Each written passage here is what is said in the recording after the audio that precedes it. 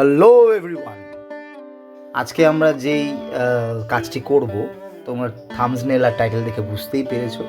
এটি হচ্ছে আমাদের যে শিবের যে মূর্তিটি ছিল, যে রিলিফ স্কাল্পচারটা ছিল সিমেন্টের, তার কিন্তু দ্বিতীয় পর্ব, এটা সেকেন্ড পার্ট।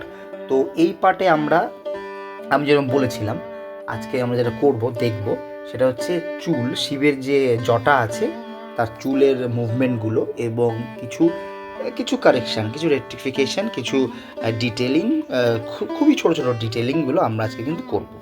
তো চলো শুরু করা যাক। তো দেখতেই পাচ্ছ আগে আমি কি করছি, চুলের যে জটার যে মডিউলটা সেটা তৈরি করার জন্য, যে স্ট্রাকচারটা সেটা কিন্তু আমি তৈরি করার জন্য কিন্তু আগে সিমেন্ট চাপিয়ে দিচ্ছি, মশলা চাপিয়ে দিচ্ছি। তো মশলা চাপানোর পর ওখানে উঁচু নিচু করে নেবো আগের থেকেই, এবং তারপর এটাকে শুকাতে দেবো। একটু শুকাতে হবে, 1 ঘন্টা নাগাদ, 1 ঘন্টা শুকালেই হবে, যথেষ্ট।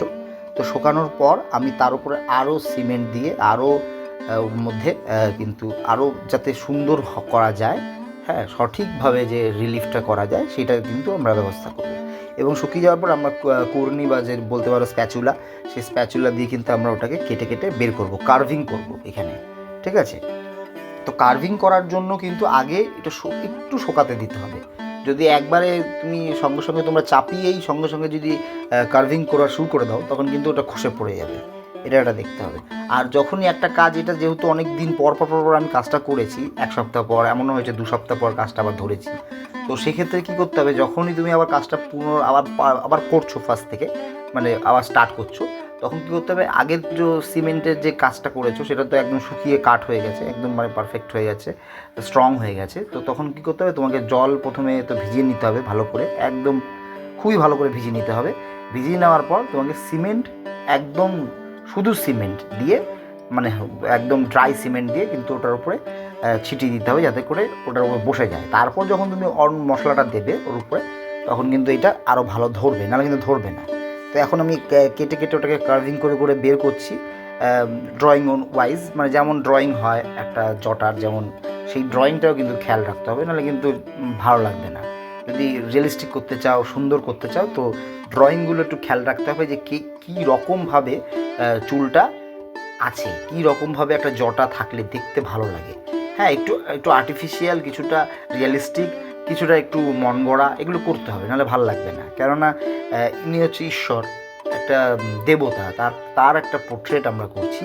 তো দেবাদিদেব মহাদেব যাকে বলে, মানে দেবকে দেব, হ্যাঁ। তো এই যে মহাদেব আমরা করছি, তো তাকে একটা ঐশ্বরিক যে একটা ভাবমূর্তি তার, সেটা কিন্তু দেখানোর জন্য আমাদের কিন্তু কিছু নিজের ভাবনা থেকে কিছু একটু আইডিয়া বের করে এমন করে করতে হবে যেটা রিয়েলিস্টিক হবে, মানুষের মতোই হবে, কিন্তু একটু আলাদা, কিছুটা একটু মন গড়াও করতে হবে। তো যাই হোক, তোমরা যদি এরকম স্কাল্পচার করতে চাও নিজেদের বাড়িতে, তো আমাকে তোমরা কল করতে পারো, আমি করে থাকি, এবং ওয়াল পেন্টিং এবং এরকম স্কাল্পচার করতে পারি। তো আমি নাম্বার দিয়ে দিয়েছি তোমাদের স্ক্রিনে, এবং ডেসক্রিপশান বক্সেও দিয়ে দেবো। তো যাই হোক, আগে চলো আরও আগে এগিয়ে যাই। তো আজকে বিশেষ কিছু বলার নেই, একটা কথা বলি, সেটা হচ্ছে এই যে আমরা যে কাজটা করছি, এই সিমেন্টের কাজটা, যেটা আমি করে করে একটু মোটামুটি যে আইডিয়া হলো আমার এই কাজটা, এটা আমার প্রথম কাজ, জানো, সিমেন্ট দিয়ে। তো এটা যা বুঝতে পারলাম যে প্রথম সিমেন্টটা একটু কম দেওয়াটাই ভালো, তারপর যে অনুপাতটা, সিমেন্টের অনুপাতটা একটু বেশি দিতে হবে একদম শেষ পর্যায়ে। হ্যাঁ, প্রথম কেন বলছি, কেননা প্রথম যদি দিয়ে দাও, মানে প্রথম যেটা প্লাস্টারে যে আমরা যেরকম সিমেন্ট ব্যবহার করি ঠিক সেরকমটা একটু বেশি দিতে পারো, কিন্তু একদম কম বা বেশি দিলে হয়তো পরবর্তী অবস্থা এমন হতে পারে যে হয়তো ভেতর থেকে ফেটে গেল, তখন কিন্তু একটা সমস্যা হয়ে যেতে পারে। আর স্ট্রাকচারটা খুব শক্তপোক্ত হতে হবে, মানে যেটা আমি প্রথমে রড ব্যবহার করেছিলাম। যারা ওই প্রথম ভিডিওটা দেখোনি, পার্ট 1টা, তারা কি অবশ্যই দেখে আসো। হ্যাঁ, পার্ট 1টা আমি দরকার পড়লে আই বাটনে দিয়ে দেবো। হ্যাঁ, এক সময় আই বাটনে দিয়ে দেবো শেষের দিকে, তো তখন গিয়ে ওটা দেখে নিও, তাহলে বুঝতে পারবে যে স্ট্রাকচারটা কী করে করতে হয়। যারা করতে চাও, এরকম কাজ করতে চাও, তাদের জন্য এটা বলছি। আর আমি যে এইগুলো পুরো একদম মডিউলটা সুন্দর করে তৈরি করছি, এটা একটা টুলসের সাহায্য নিয়েছি, শুধু স্প্যাচুলা নয়। তো এই টুলসটা আমি নিজেই বানিয়েছি, নিজের মন করে। এটা আমি অ্যাকচুয়ালি ক্লে মডেলিং করার জন্য বা ঠাকুর বানানোর জন্য আমি এটা করেছিলাম, মাটির কাজ করার জন্য। তো তোমাদের এটা একদিন দেখাবো যখন আমি মাটির কাজ করব।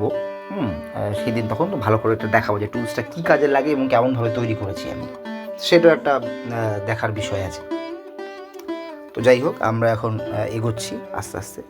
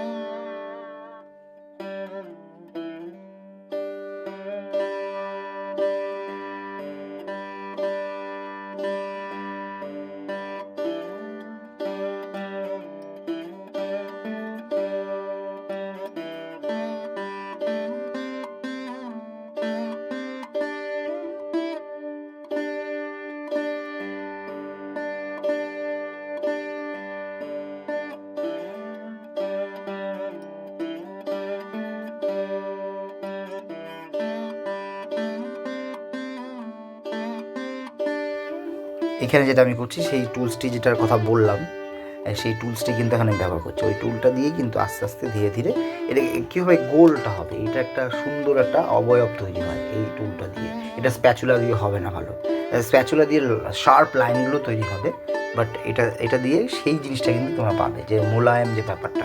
তুমি একটা স্ক্রিন টোন দিয়ে, আমি সেই মহাদেবের পোর্ট্রেটটার ভেতরেও এটা ব্যবহার করেছি এই টুলটা। খুব ইম্পর্টেন্ট টুল, আমার খুব ফেভারিট এটা। এই যদিও এই সিমেন্টের কাজটা করতে একটু খসে গেছে এটা, যেহেতু এটা মাটির জন্য, এটা একটা কাঠের, হ্যাঁ কাঠের যেহেতু এটা টুলসটা, তার জন্য একটু সমস্যা হয়েছে এবং একটু খসে গেছে। ঠিক আছে, পরে আবার একটা দরকার হলে বানিয়ে নেওয়া যাবে। তো এভাবে করতে হবে এবং জল ধীরে ধীরে স্প্রে করে ওপর দিয়ে হালকা হালকা করে কিন্তু এটাকে মডিউলটা করতে হবে, মানে সুন্দর একটা গঠন এটাকে দিতে হবে, একটা আকার দিতে হবে।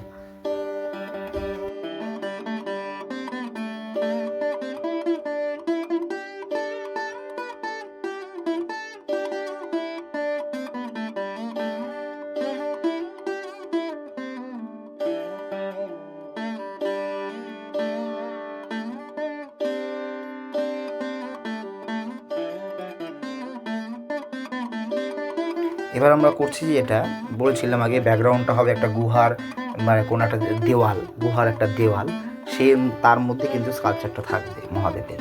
তো এইখানে আমি গুহার যে সারফেস, হ্যাঁ ওয়াল সারফেস, সেটা কিন্তু করছি। তো তার মধ্যে একটু কিছু টেক্সচার ব্যবহার করছি, হ্যাঁ সেটা স্প্যাচুলা দিয়েই করছি, একটু কেটে নিচ্ছি কোথা থেকে। তারপর প্লাস্টিক ব্যবহার করেছি, প্লাস্টিক মুড়িয়ে ক্রাঞ্চ করে ওটাকে কিন্তু আমরা ধীরে ধীরে ওটাকে প্রেস করে করে একটা এফেক্ট দেওয়া হয়েছে এর মধ্যে। বেশি এফেক্ট দিতে যায়নি, কেননা আমাদের এর উপরে পুট্টি পড়বে, তো পুট্টির পড়ার পর এগুলো তো সব ঢেকে যাবে, তো শুধু শুধু অযথা মানে দিয়ে লাভ নেই। তো পুট্টির পরেও কিন্তু আবার টেক্সচারটা দিতে হবে, তাই জন্য আমি বিশেষ কিছু টেক্সচার এখানে ব্যবহার করিনি বা করার চেষ্টাও করিনি। শুধু শুধু সময় নষ্ট করা যাবে না। কিছু কার্ভ, কিছু লাইন, কিছু ফাটা ফাটা যে হয় না, মানে পাথরের মধ্যে যে ফাটা ফাটা যে এফেক্টগুলো থাকে, সেগুলো দেওয়া হয়েছে বিশেষ করে। এবং যখন এটা আমি পুট্টির কাজটা করব, তখন কিন্তু এটা আরও ভালো করে দেওয়া হবে।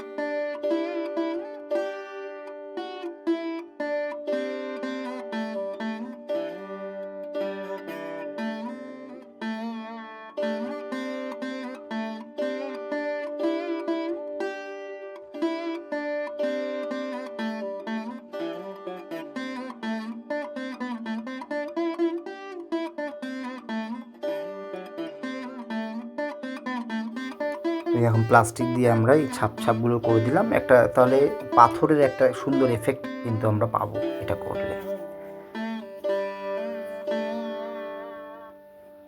তো এখন আমি পাশের চুলগুলো আমি করছি। প্রসেস একই। আর সিমেন্ট আর বালি এই যে অনুপাতটা, এটা কিন্তু যখন ফিনিশিং কাজ করবে তখন কিন্তু একটু বেশি বাড়ি দিতে হবে, সিমেন্টের ভাগটা কিন্তু বাড়ি দিতে হবে, নাহলে কিন্তু হবে না, নাহলে খসে খসে পড়ে যাবে, ঠিকঠাক হবে না। আবার একদম বেশি দেওয়া যাবে না, তাহলে আবার কী হবে, ফেটে যেতে পারে পরে, এটা একটু খেয়াল রাখতে হবে। হ্যাঁ, একটু যে আমরা প্লাস্টারে যতটা ব্যবহার করি তার থেকে একটু বেশি দিতেই হবে, নাহলে হবে না। এটা আমি দেখলাম, মানে নিজে এক্সপিরিয়েন্স করলাম, তো সেটাই আপনাদের সাথে শেয়ার করছি। তো যাই হোক, তো এটা কী করছি, আমরা চাপিয়ে নিচ্ছি আগে। চাপিয়ে নেওয়ার পর কিছুক্ষণ রাখবো, মোটামুটি আধ ঘন্টা কি 1 ঘন্টা, আধ ঘন্টা রাখলেই হয়।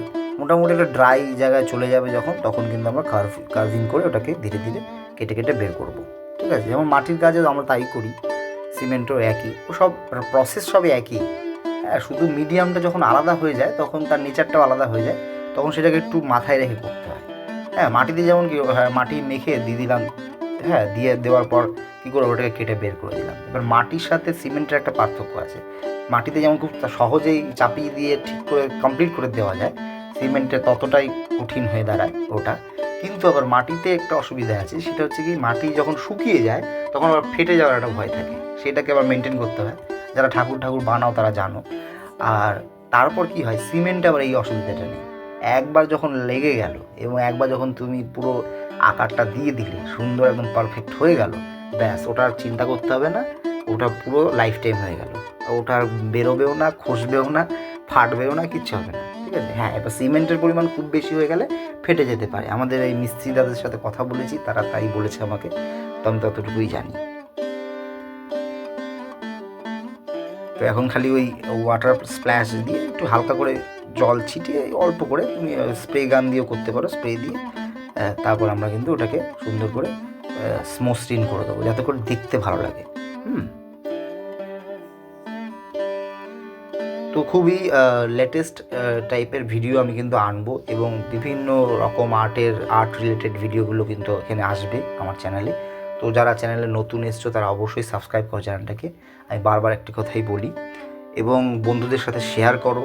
হ্যাঁ, আশা করি ছবিটা ভালোই লাগছে, সব আমার কাজগুলি তোমাদের সবাই রেসপন্স করছো ঠিকই, কিন্তু সাবস্ক্রাইব করতে হবে। সাবস্ক্রাইব না করলে চ্যানেলটা আমি কীভাবে ইন্সপায়ার্ড হব তোমাদের থেকে।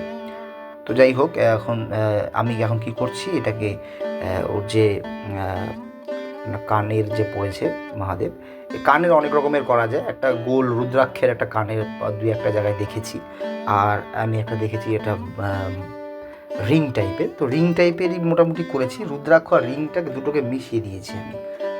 আমি এটাকে ফ্ল্যাট করতে পারতাম, বাট ফ্ল্যাট করিনি, আমি একটু মানে ভার্টিক্যালি ব্যাপারটাকে রাখার চেষ্টা করেছি। তো ভার্টিক্যাল রাখার জন্য এটাকে একটু অন্যরকম দেখাচ্ছে। ফ্ল্যাটও করা যায়, ফ্ল্যাট করলে কি হয়, রিলিফ হয়ে যায় ওটা, কিন্তু মানে একদম 3Dটা একটু খুব একটা 3D হয় না, ওটা দেখতে হবে। তো আমি একটু 3D এফেক্ট দেওয়ার চেষ্টা করেছি, মানে সামনের দিকে একটু ভার্টিক্যালি কিন্তু কানেরটা রয়েছে।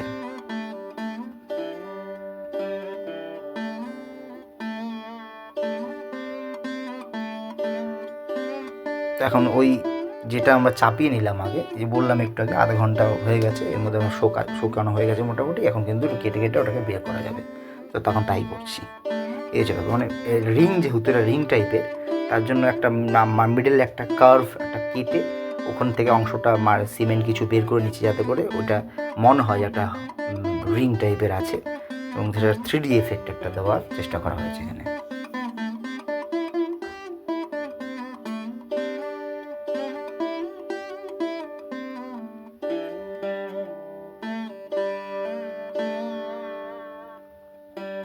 তো এর যে লাস্ট পার্টটা আসবে, 3 নম্বর পার্টটা, সেই পার্টে কিন্তু আমরা পুট্টি প্লাস কালার প্লাস এটা ডেকোরেশন, পুরো ফুল যে ডেকোরেশন হয়ে যাবে, মানে আমার যে মন্দিরটা, এটা মন্দির হচ্ছে আমাদের বাড়ির, সবাই জানো তোমরা। তো মন্দিরের ফুল ডেকোরেশন, এবং সাথে যদি আমি পারি ঠাকুর, তাকে যদি প্রতিষ্ঠা করতে পারি, হ্যাঁ, মা কালী এবং শিব আমরা পুজো করি, এই যুগলকে যদি আমি পারি, তাহলে সেটাকেও দেখিয়ে দেবো একবারে ওই পার্টের মধ্যে। তো একদম ফাইনাল পার্ট আমাদের খুবই এটা খুব তাড়াতাড়ি আসবে না, কারণ এটা ফুললি কমপ্লিটেড একটা ব্যাপার আছে। এটা আমার কন্ট্রাক্টরের সাথে একটা বোঝাপড়ার ব্যাপার আছে, মানে ওরা যখন করবে তারপর আমি করব, সব মিলে মিশে কাজ, যেহেতু গ্রুপ ওয়াইজ একটা কাজ হবে। হ্যাঁ, তো এটা অ্যাসিস্ট্যান্স আছে কাজের মধ্যে, তো এটা একটু দেরি হবে হয়তো, কিন্তু আসবে খুব তাড়াতাড়ি, খুব একটা দেরি করা যাবে না। হ্যাঁ, তো সেই জন্য সবাই প্রস্তুত থাকো, তৈরি থাকো, ওটা আসবে, খুব সুন্দর দেখাবে। তখন বুঝতে পারবে যে এটা কোথা থেকে কী হলো, কী করে হলো, আর কেনই বা করছিলাম। মানে আমার ড্রিম যেটা, সেটা পূর্ণ হবে, সেটা দেখতে পাবো। তো আমাদের ফুললি কমপ্লিট হয়ে গেছে সিমেন্টের কাজ, মানে কমপ্লিট হয়নি বাট সিমেন্টের কাজ এখানেই শেষ। দেখতেই পাচ্ছ ফুললি কমপ্লিটেড হয়ে গেছে। এখানে একটা ব্যাকগ্রাউন্ড এফেক্ট দেওয়া হয়েছে, স্টোন এফেক্ট, এবং মূর্তিটি শিবের যে পোর্ট্রেট সেটা কিন্তু ফুললি কমপ্লিটেড হয়ে গেছে, খুব সুন্দর দেখাচ্ছে। এবং এটার পরে কালার করার পর এবং পুট্টি করার পর আরও সুন্দর লাগবে আশা করি। তো সবাই আমার চ্যানেলে থাকো এবং লাইক আর শেয়ার করতে একদম ভুলবে না। আজকের জন্য তো এতটুকুই, আবার খুব তাড়াতাড়ি দেখা হবে। সবাই প্র্যাকটিস করো, keep practicing. Thank you so much.